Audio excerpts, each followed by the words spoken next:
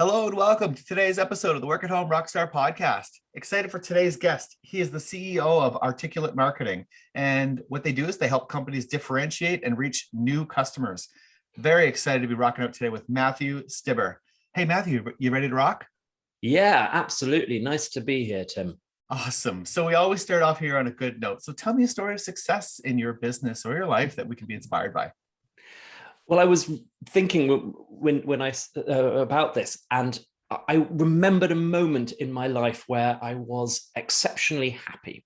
So in July 2000, almost to the day, 22 years ago, I signed the papers to sell my then business. I had built up and was running a computer games company called Intelligent Games, and I sold it to my management team, and I was walking away from that business after about 10, 11 years of running it. And, it had got to the point where it got quite big and I wasn't having a lot of fun making games anymore. I was talking to lawyers and bank managers and accountants and doing sales and, not the fun thing I'd signed up for. Anyway, so I was leaving that. And the moment that I remembered was I signed all the papers, we shook hands, I walked downstairs out of what had been my office for, many years, got in my car and I sat down in my car and I went, what am I going to do now? And that suddenly I had not given any thought to the future, to my future at all, other than this very narrow tunnel vision focus on selling the business, getting the deal done, leaving. And suddenly I sat in that car and the whole sort of world opened up for me. It wasn't so much that I felt like I could do anything, but I felt like I was not locked in and tied down. And that moment of freedom was terribly exciting. And here's the other thing that I thought when I sat in that car, is very germane, I think, to your listeners. I promised myself two things. I promised myself I would never have another employee. Well, that failed. I've got 17 now. So I didn't keep that promise, although I kept it for about 10 years. And the second promise I made was I will never have another office. And I have kept that. I've worked from home for the last 22 years and I've never regretted that for a minute. When I sold that business, we were spending in the order of £250,000 a year on rent, local taxes, security, receptionists, cleaning, just keeping the thing going. That money just went out to a landlord. I mean, we got an office, but I got no real benefit from it. So that's my happy memory, and that little moment of freedom is something to hang on to, I think, if you're starting a business. Love it. So you are a real veteran of working from home. It's been a long time. Back before working from home was cool, right? Right. As I sometimes say, back before it was fashionable. Yeah. But I don't know about you, but there's still a sort of rump of people who think if you don't have an office, you are faking it somehow, that you're not a real business. And we had this an email, a rather snotty email back from somebody who we'd reached out to. And he said, well, I like your email, I like your website, but I couldn't find an office address and I don't want to deal with you if you don't have an office. And to be honest, maybe he was in a bunker for the last 2 years and didn't notice the world getting on without offices. But also, these days, if you want an office address, you can go down to the, I don't know, WeWork or something and sign up for a, post restaurant post address and sign up for an office that you use once a fortnight, put it on your website and it looks like you've got an office. So, it's such a shallow demonstration of reliability, competence, solidity. In many ways, I would trust a business that didn't have an office more, because I think they're not wasting £300,000 of my money and customers' money on bricks and mortar. But, yeah. Well, mileage may that's vary. just it. Yeah, with less overhead, they can pass on those savings to the customer, right? Yeah, or pocket them with higher margins and do better quality service. I mean, or attract better people, or the big benefit for Articulate Marketing now, I think, has never really been about cost saving. Actually, it allows us to recruit the best people wherever they are. So I am based in, if you can tell from my accent, I'm based in London, England. I have colleagues up in Scotland. I have colleagues in the north of England. I have colleagues in Wales. I have colleagues. Basically, we're pretty distributed across the whole of the UK. As you can see from the clocks on the wall, I don't have any colleagues in New York, but I had a colleague in Bucharest until quite recently. I've got colleagues in Vienna and Valencia.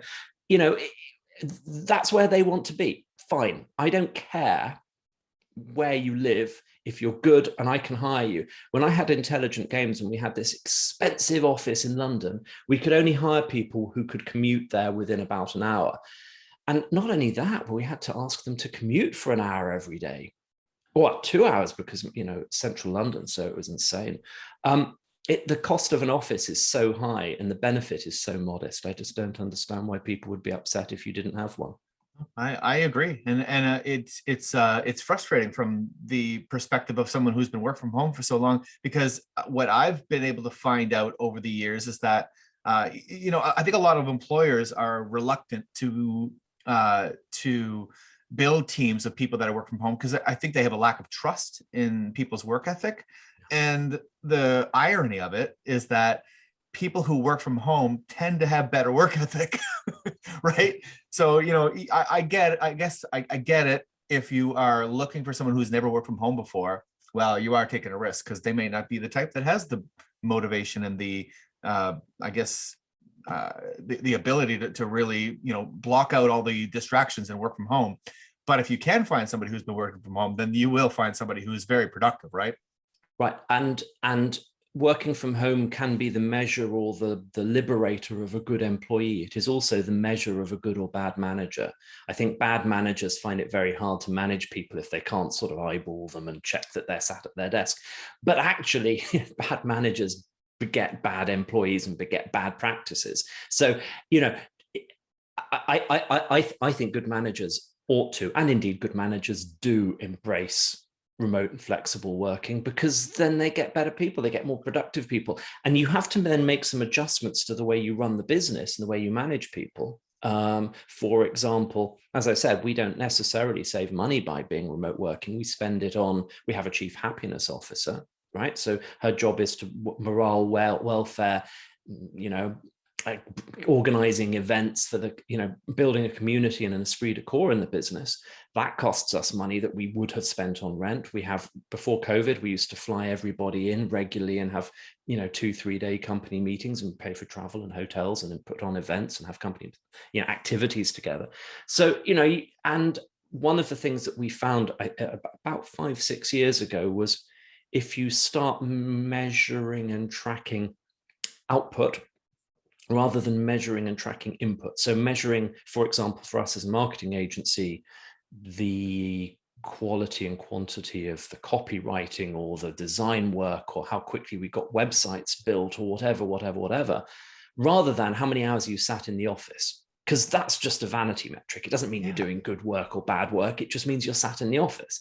So we're switching the way that you know, the analytics and metrics and performance management is really important.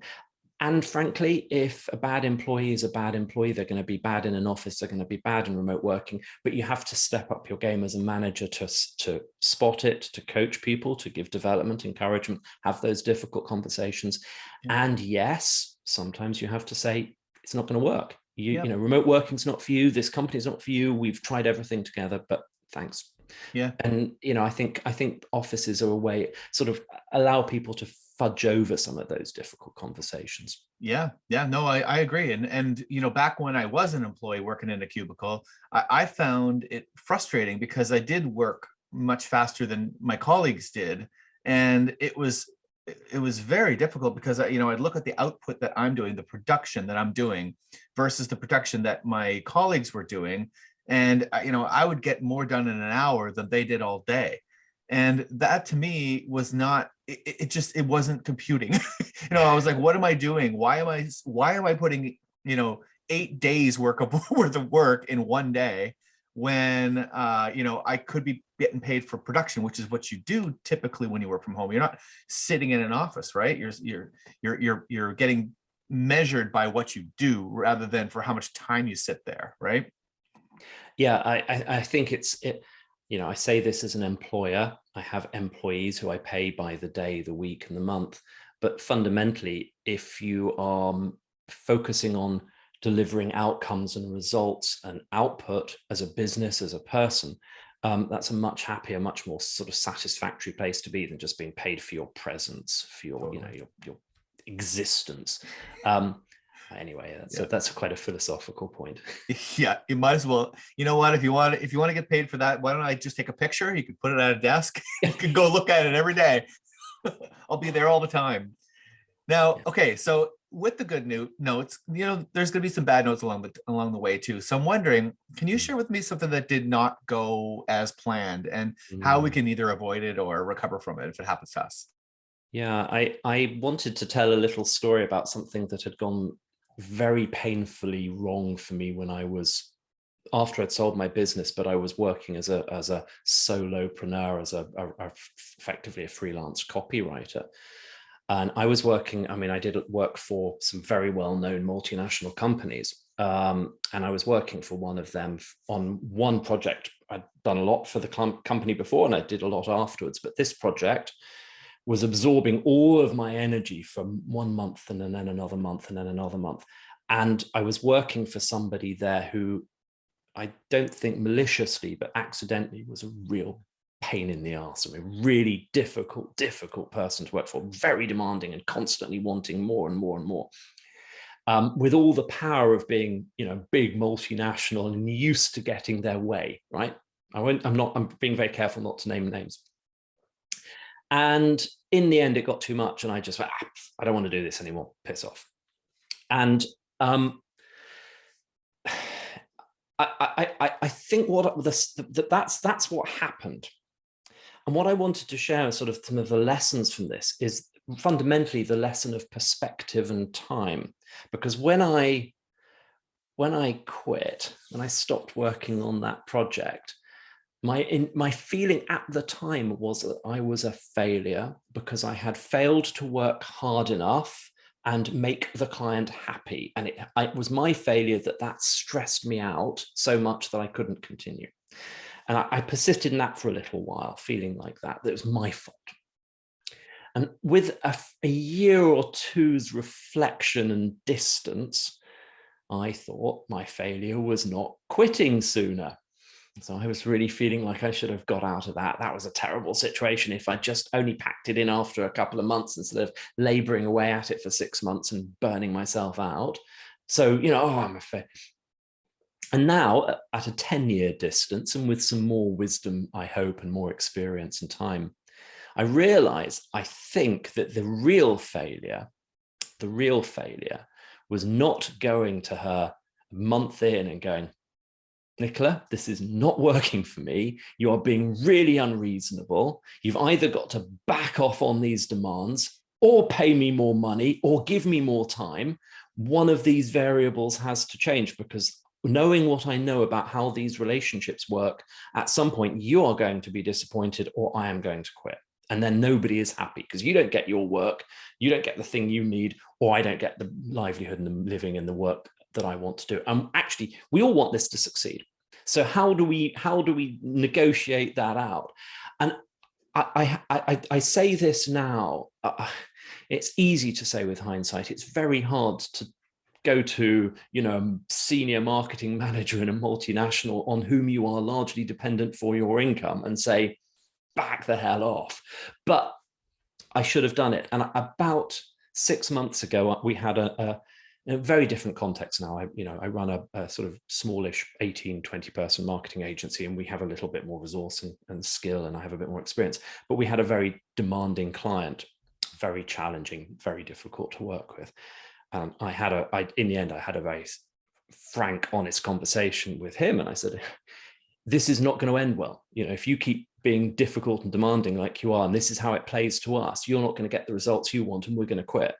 And that's not happy for either of us. So we need, and you know what? I had that conversation expecting to be shouted at and fired, and it reset the relationship. And we have a very, very happy, positive relationship with them, which for me validates, if I'd gone to her 10 years ago and had an early, honest, frank, scary conversation, it would have gone much better. love it. I love it. And I think this is one of those situations that we all get into at some point with demanding customers. And you're right. I mean, there are the times when you just try to stick it through and it's just not going to work. You're gonna burn yourself out. You can't do it because there's no way to make them happy.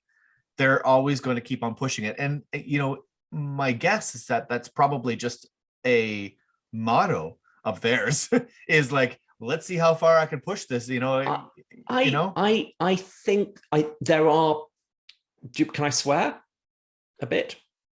Sure. There are naughty people. There are naughty people out there. There is a small, like 1% of the population. It's probably a little bit larger in the population of owner managers or bosses in big companies. There's a little bit more narcissism, a little bit more sociopathy prevalent in that population, though I say it myself. But it's a small portion of people who will just push it for the sake of pushing it, or because they think they can get away with it, or because they think they will get more from you by gaslighting you. Okay. Yeah. There's a larger population. If that's 1%, there's probably 10 to 15% who are unconsciously incompetent as managers or commissioners of work. Yeah. They are not doing it deliberately. They probably don't know that they're doing it. And it's hard to accept this. Nobody likes confrontation. Nobody likes to take a risk in a business relationship.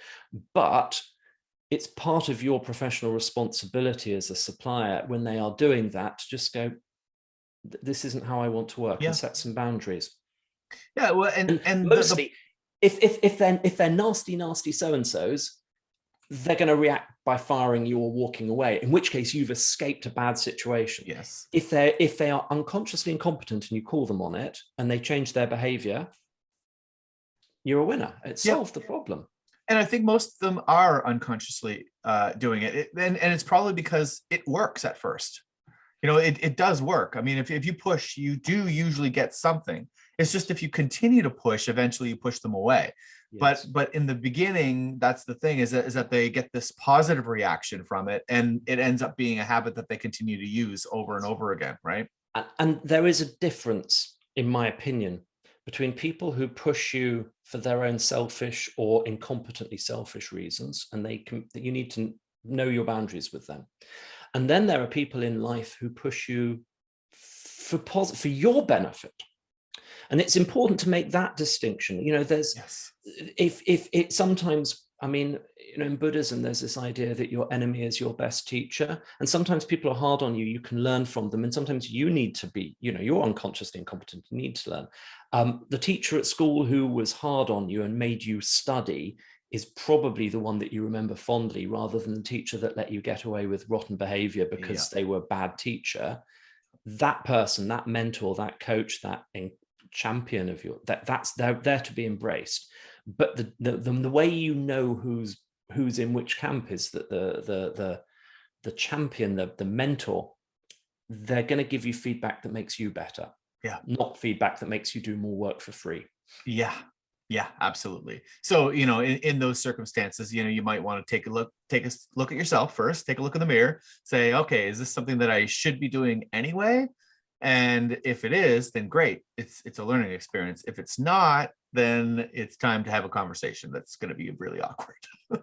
And I've had lovely, in my career as a writer, I've had lovely editors who've been really, sending things back 2 or 3 times with, not quite, and they've made me better. And I really respect and value that. So I don't think you need to go through life just assuming everyone's out to get you. Oh, yes, exactly. So now you are a veteran work from home. So you've probably had many jam rooms and many home offices over the years. So, tell me your perspective on how to get it right, how to get a good place to be working. I have a few things that I think are really fundamental. And I've thought about this a lot, as you can imagine. 2 important things: peace and quiet, and a door. Okay, sounds obvious, but you kind of need to build and I think I'm very conscious of, for my colleagues, some of them are, relatively young, first jobs, aren't in the lucky position yet of owning their own home or having a spare room. So even if you can make a bit of quiet and a door by making a little bit of a cubicle for yourself, or a little fort in the corner of the kitchen or something, I think that space is quite important. I'm a big believer in a good chair. I think you can buy average chairs for, in the UK, 150 quid. It's worth spending the extra to get one that's ergonomic. You're going to be sat in it quite a lot. I recently bought one of these up and down desks, which does this. Cool. And I'm standing up now because I've been sat on my ass all day doing work. That is a real plus. I would say a good coffee machine, if you like coffee, or a good kettle, and the quality of the ingredients is important, right? The quality of the machine. And I think these days, probably not an espresso, but, grind your own coffee and do it the old fashioned way. Hi, my name is Anik Malenfant from Mastering Ascension, and I've been working with Tim Melanson and the Creative Crew Agency for a number of years now. Tim is my go-to guy for all things technology, and his team have helped me to really create the platform that I need that represents my brand, my message, and connects me directly to my ideal clients. What I particularly love about Tim is before he starts to dive into the technology, he always makes sure that he understands what your global view is, what your ultimate goals are. So then that way you're not wasting a lot of time back and forth switching around technology or platforms. He creates something from the get-go that is scalable, which is highly, highly beneficial for any business. What I've experienced from Tim and his team is they're highly responsive. They are a wealth of information, and they're going to offer you the tools that you need to really make the mark that you want to make in the world. So that's my recommendation for Tim. He's awesome. You're going to love every minute. You won't regret it. I would like to make two more points. I know I'm giving you a lot of stuff here, but I think it's very important to be surrounded by things you love. And you can see in my office, I've got kind of like, I'm trying to simulate a Zoom background. It's very plain. Nice. And there's books to make me look clever. That's what you see if you are talking to me on a video call. But let me just move my camera a little bit.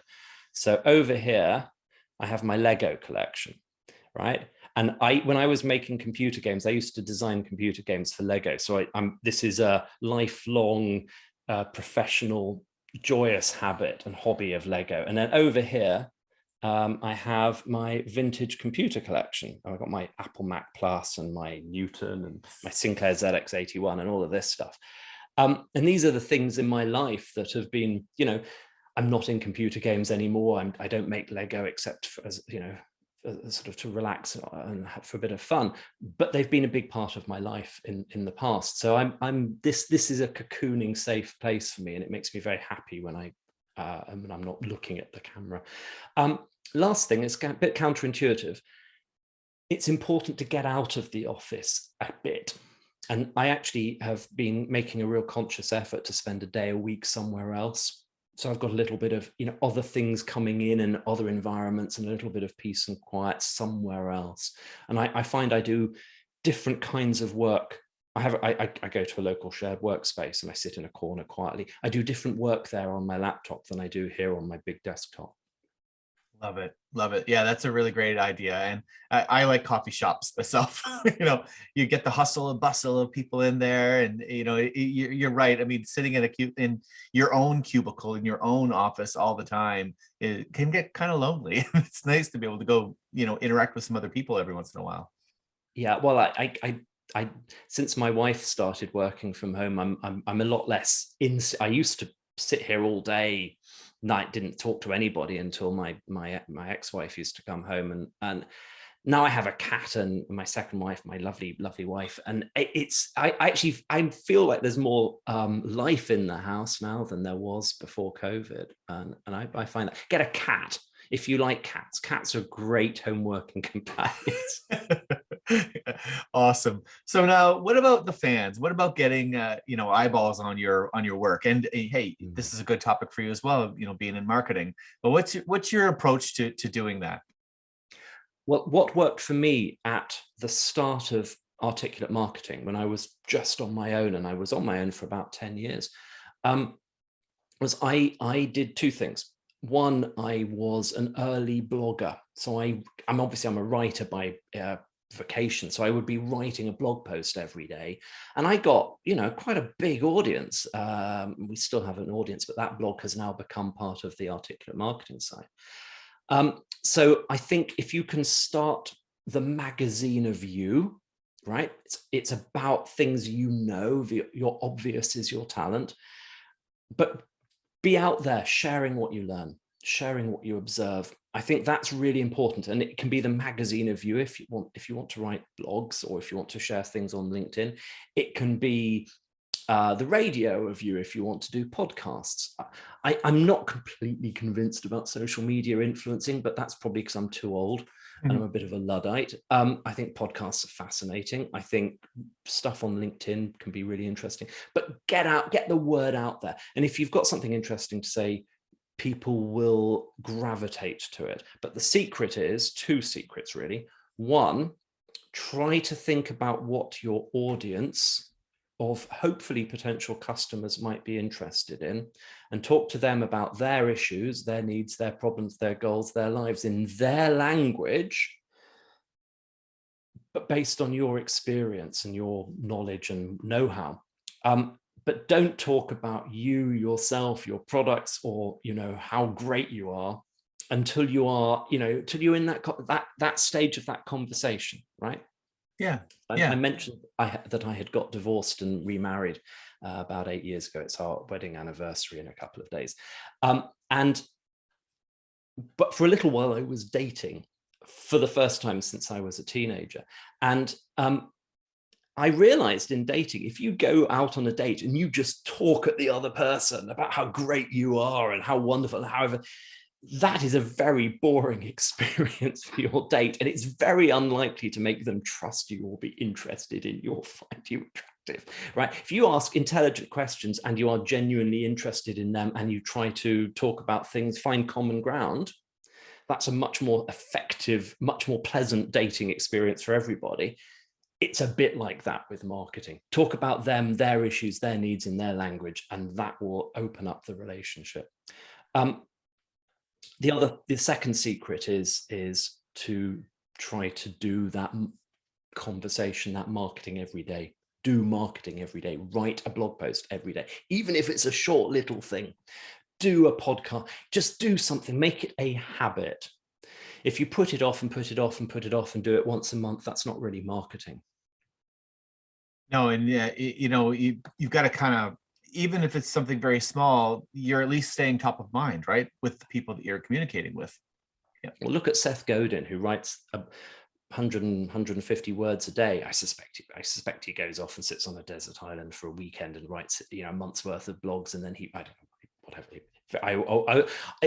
the word count is very small. There's a high level of value in what he is saying. And I think that's a very, very attractive way. You don't have to do a lot of, you just have to bring your expertise and do it regularly.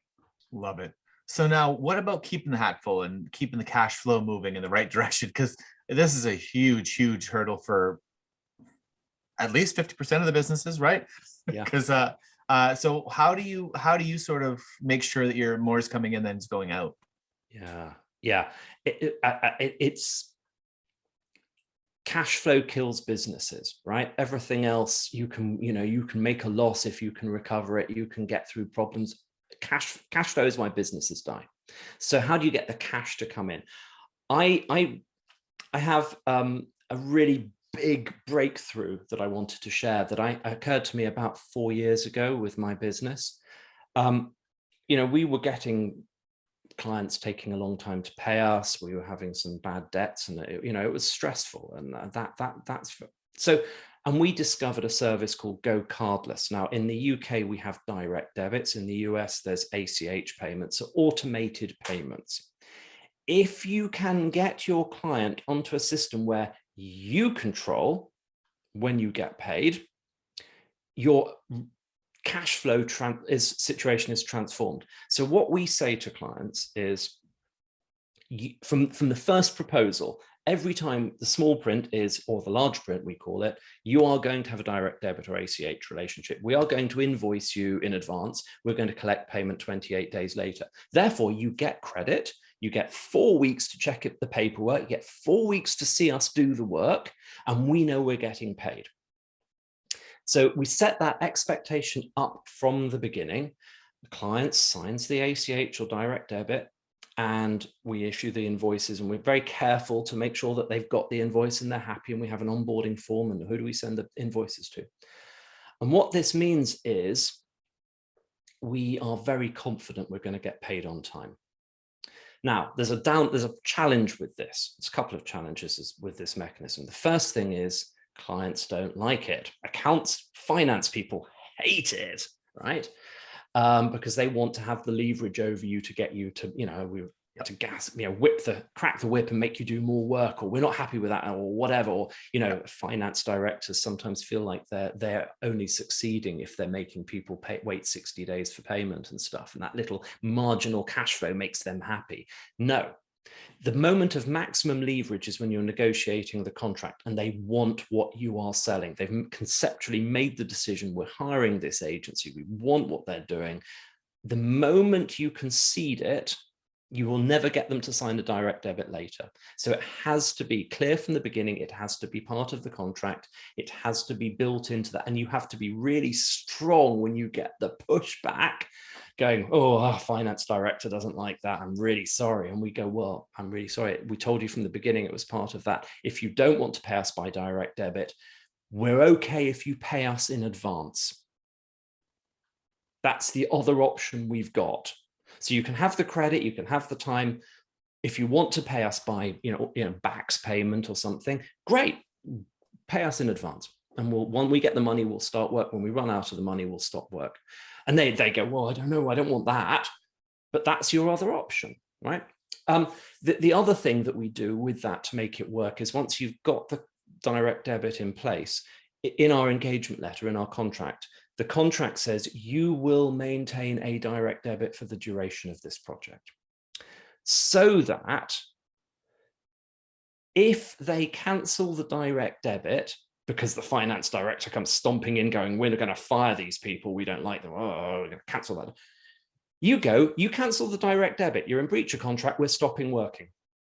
And you don't wait 60 days after the invoice date when you haven't been paid to find out that you're in trouble. You actually know 28 days before you were expecting to be paid that they've cancelled the direct debit.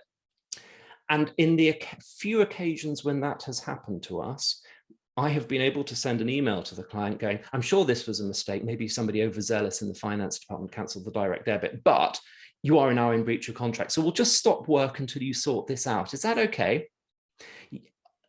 Within days, you get the direct debit reinstated. So you've put this canary in the coal mine effect of knowing that the client's going to stiff you or might stiff you long before the credit period you'd normally wait through to get that situation occurring.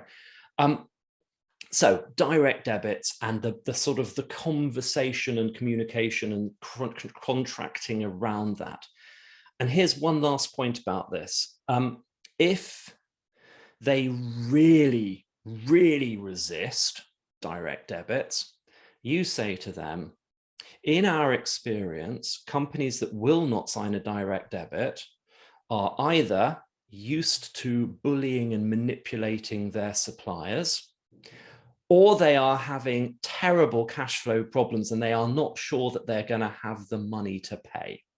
What other possible reason could you have? Because we're giving you credit, you're seeing the work, you've got 28 days to pay, everything's all tickety-boo. You can cancel the direct debit at any time, but you're putting yourself in breach of contract. So we're not going to be able to take money out of your bank account after we finish working with you. Yep. What's the risk? You're covered by the direct debit guarantee. It's only because you fear you won't have the money to pay us, or you want to manipulate and bully us. Which is it? At which point they go, no, we're nice pairs, we're nice pairs, we're nice pairs. I have had one deal only in 5 years fall through because the client would not agree to a direct debit. And they, we were talking to their marketing team, and they really wanted us to work, but they said, look, our finance people, they're just awful. They will not agree to it. And they're used to, they like manipulating people. And we in the end, we didn't get the deal. We walked away from it. We said, no, direct debit is an absolute. Here's the end of that story. 2 years later, we were working for another company, and this original company that wouldn't do a direct debit bought our client. And yes, it turns out that their finance department were utter nasty people, right?